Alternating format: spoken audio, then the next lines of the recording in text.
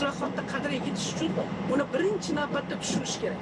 Hozir bizning viloyatimizda hamma islohotni tushundi. Eng katta e'tibor ham ayollarga, yoshlarga, oilaga qaratayotganligini hammamiz sezib turibmiz.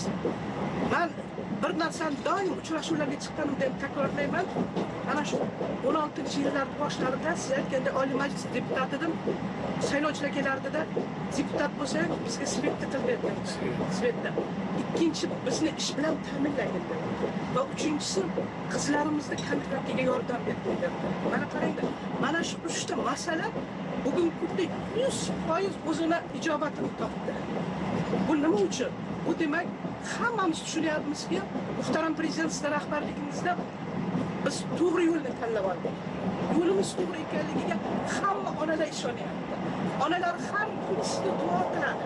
G'uzordan Dehqonobodga o'tish yo'lida sizni so'zlaringiz katta harflar bilan yozilganda, agar biz o'zimizga xiyonat qilmasak, halol, pok bo'lib, vijdonan ishlasak, ezgu maqsadimizga yetamiz. Agar hokim prezident vakili bo'lgan odam islohotlar shtabi tuzib, salgina o'zini qiynasa, agar 3 oy davomida ishsizliksiz hudud qilib rayonini kambag'alchilikni qisqartirib, investitsiya olib kirsa, 2 karra qo'shimcha bonus beriladi. Haqiqatan ham biz agar shu lavozimimizga sadoqat bilan xizmat qilmasak, biz vatanparvar bo'lmasak, bu demak bizning xiyonatimiz ekan. Bolalarimizga ham xiyonat qilamiz. Bolalarimizga ham tarbiya qilish kerak bolani.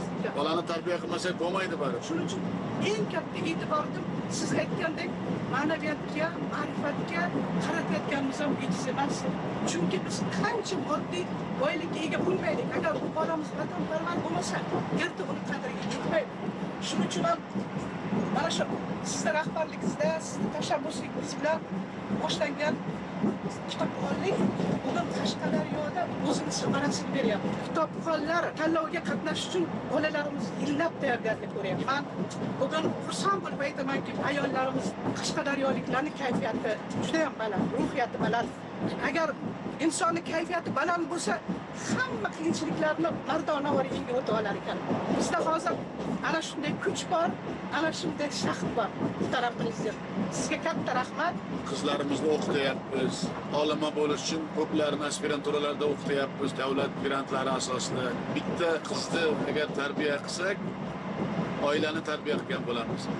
Ona bo'ladi ertaga. To'g'ri aytingiz. Ota-ona ham farzandiga vaqtida tarbiyalab o'qisa, kelajakda ota-onaning o'ziga ham ko'mak, yelkadosh, madad bo'ladi.